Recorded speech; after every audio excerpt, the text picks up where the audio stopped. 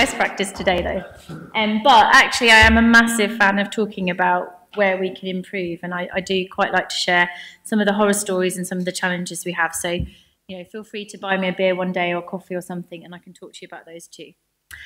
So I am Kim England, Global Community Director at Pearson, and Pearson is in 70 plus countries. It's got 40,000 employees, and we speak 60 languages. So any global organisation, we face the same challenges as many of you in terms of what we were trying to achieve with our ESN. I'm not going to talk today about our ESN implementation and adoption and so on. I'm actually going to talk very specifically about a use case where we've been using our ESN.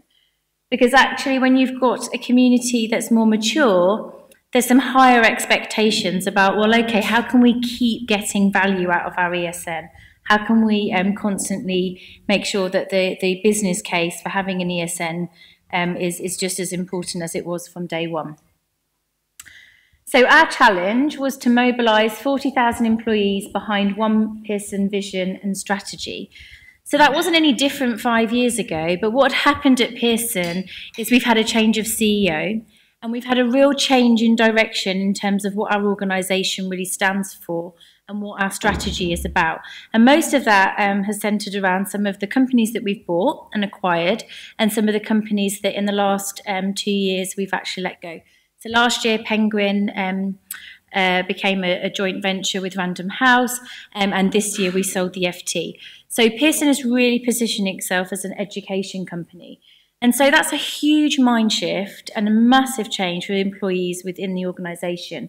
And so what we were looking for is a way to really mobilise our employees behind this new vision and strategy. And so, interestingly, this afternoon, Velka talked about, having a higher purpose. And I think, within Pearson, when you talk about education and learning, it's very easy to have a higher purpose to rally your employees behind. And I think our CEO, John, does a tremendous job of telling the Pearson story, but he can't do it alone. And Ewan talked about, it being a collective responsibility this morning. And I think that was really what John was getting at when he made a decision to launch something called the Summit. So in October last year, I was pulled into a meeting and told that I needed to be involved in an event that was happening in 4 weeks' time. And it was going to happen in Boston. And all of our leadership team were going to come together, and we were going to live stream it to all of our employees, and we panicked. Luckily, he moved it to February and to Miami. Unfortunately, I didn't get to go. But actually gave us a little bit more time to really think about how we could make a really exciting event that ran entirely through our ESN in terms of the engagement and the activity and the live streaming. So what did we do? Well, the theme was efficacy and culture evolving together, and this is linked with digital advocacy, storytelling and transparency, which interestingly is almost all of the topics that we've been talking about over the last day. So, storytelling piece was incredibly important for us because Pearson has great stories, but actually a lot of those stories sit with our employees, and the leadership don't always get the best stories to tell in terms of the customer experience, and vice versa. Our leaders have lots and lots of context and some great stories, and they don't always trickle down to our employees. So it was really important that we were able to upskill our entire workforce around storytelling. And the transparency piece really centred around the fact that we were live streaming this entirely to everybody anyway. And actually what we did was we live streamed the first day internally and externally. So the piece that was around efficacy was live streamed on Pearson.com as well as within our ESN. And the culture sessions were just purely for our employees. We closed that off to the public. So the first thing that we did was we went on a hunt for roving reporters. So in the interest of being transparent, John really wanted to have some eyes and ears on the ground that weren't just the leadership team. So we sought to find our roving reporters. We had 120 applications. They had to submit a video about why they wanted to be at the event. We whittled it down to 35 and we selected 20 to actually attend the event in Miami. We made sure that we had a super interactive agenda. So in terms of interactivity, it was interactive within our ESN, but actually we wanted to make sure that people were able to get ahead of the game in terms of understanding who the speakers were and the topics, so that they could be prepared to ask questions ahead of the event. There's nothing worse than having a really meaty subject and you sort of say, is there any questions? And everyone's like, this is the first time I've heard this topic. So really helping people understand what was going to be the agenda up front was really, really important to us.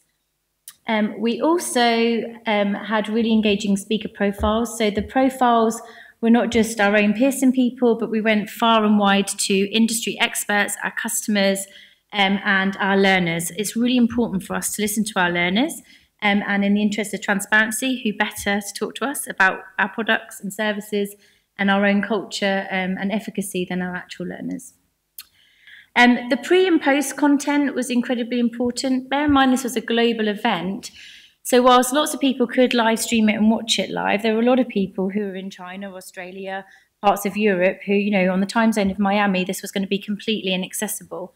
So we wanted to make sure that there was lots of activity that everybody could access in the same way. So it didn't matter whether I was in the US, I would get the culture conversation starter kit in exactly the same way as somebody who was in China. So we're just trying to level out the playing field in terms of making it accessible to everybody in terms of how the content was shared with people. We also recorded each of the events and we made those recordings available within an hour of the session actually being live streamed in Miami. That meant that I was up till 2 o'clock in the morning actually getting the videos onto our system. But to be honest, that was probably the most valuable amount of time I ever spent, because the feedback we got from our colleagues in Australia, in China, they woke up and for them, they might as well have been at the event, because they were actually able to dive straight into, the keynote speaker and all of the events that were happening. And we needed to make sure that we had some really clear outcomes.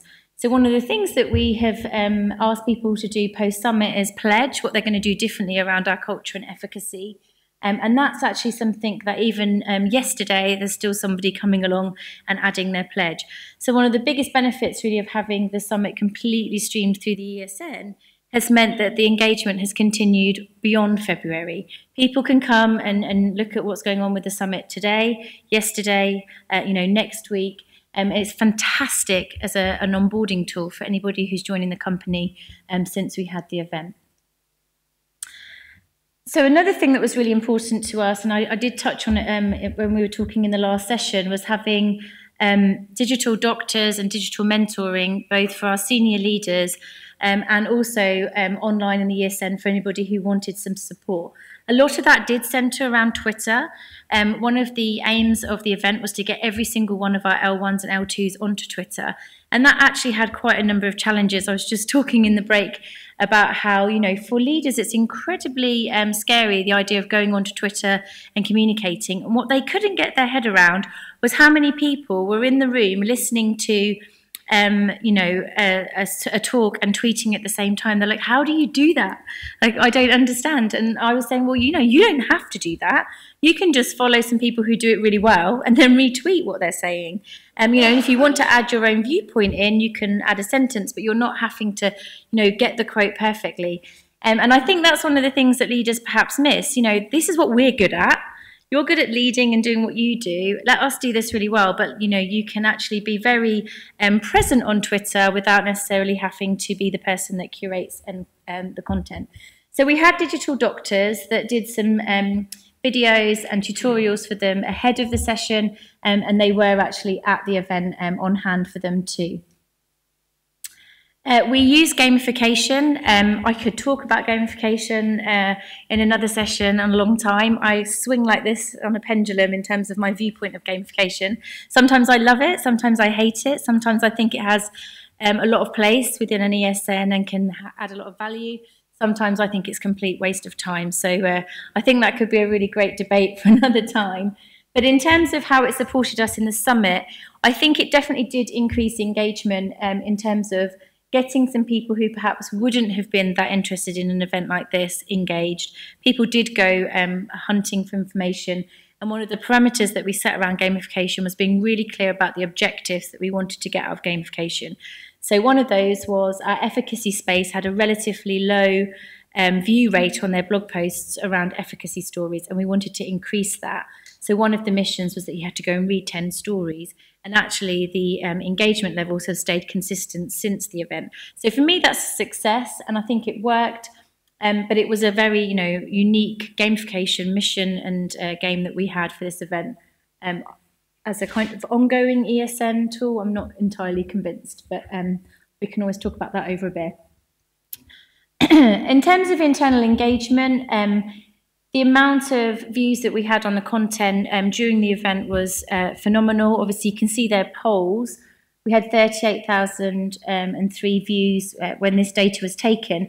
Most of that centred around the polls that were for the voting for the roving reporters, but we did actually do some opinion polls throughout the event, which were part of the gamification, which is why that number was so high.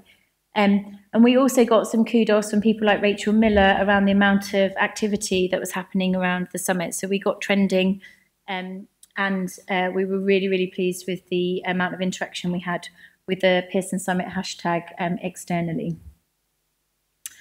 So here you can see, this is the Summit daily activity. Obviously the spike in October was when the roving reporters were submitting their applications and the voting process happened. And then we had the spike in February. The reason the October spike is higher than the February spike is because people kept going back to see the poll, to see where people were getting to. But it's really difficult to see the numbers down here, which is why I've highlighted it. But just on Tuesday, September 29th, we still had 210 views in the Summit group. So we have some spikes where there might be a bit of extra activity, but I think it's really encouraging for me that this event had longevity. It didn't just big bang activity. And I think when we're talking about the fact that this was about a change program and helping people get behind a vision and a strategy, that's incredibly important. And so these are some of the people that have pledged, and this is some of the data from our pledge.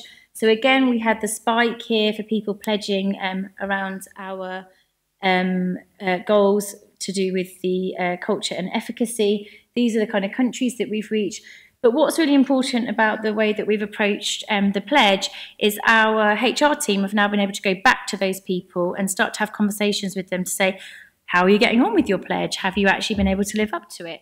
So we can kind of go full cycle to actually see whether the activity that we sort of pledged in February has had any impact within the organisation.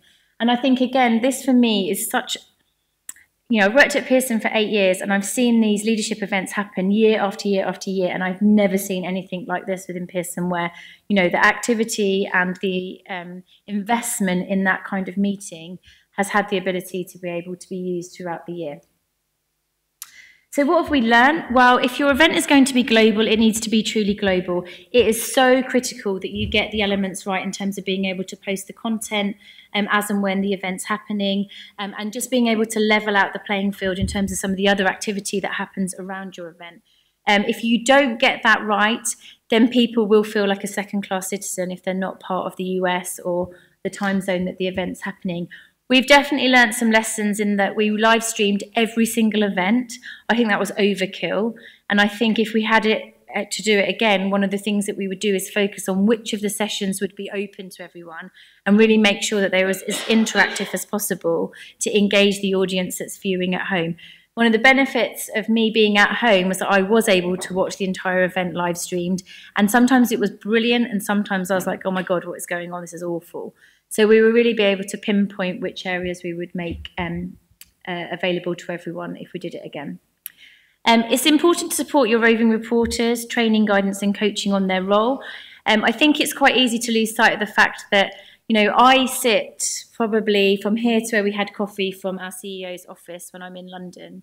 I see him at the coffee machine. Well, he doesn't tend to make his own coffee, but, you catch my drift. But I think you take that for granted. We had one particular person who was from the US, and she was actually assigned John as the person that she needed to kind of ask questions and probe, and she was just so starstruck by him and thought it was amazing and stood up on the stage and was like, oh my God, I got to meet the CEO, John Fallon, oh my God. And we were like, okay. But actually, you know, if you're giving people this opportunity, it's tremendous. They put themselves forward, but help them, support them, hold their hand, and really make sure that they've got all the tools that they could possibly need to be successful within this role.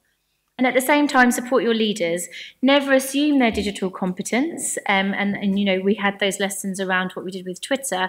But, you know, also help them understand that they're going to be interviewed and that they need to be welcoming. It sounds really basic, but they're used to being at an event like this where they just hobnob with their peers and actually making time. You know, and they want to catch up with their peers because they probably haven't seen a lot of them. But, you know, being able to make time for other people is super important too. And then obviously we're talking about you know, enterprise social networks. Play to the strengths of your ESN when supporting the goals of your activity or project. So know when your ESN isn't necessarily going to be the best tool for the job. We're having conversations at the moment about the Summit 2016 and whether or not we need an attendee group because we've got a mobile app. I'm in favour of, you know, ditching the attendee group because we all use the mobile app, because the mobile app is so much better for sharing, you know, the logistics at the event than what our ESN is. So just know when the right time to really push your ESN into the forefront and when to kind of pull it back. So in summary, you know, we needed to mobilise 40,000 employees behind one Pearson vision and strategy. We did that through our global event and our search for 20 roving reporters. We delivered the event live through the ESN and we engaged our community inside and outside of the ESN before and after the event and provided support and guidance throughout the event to all layers of the organisation in order to make it a success. So I'm happy to take any questions.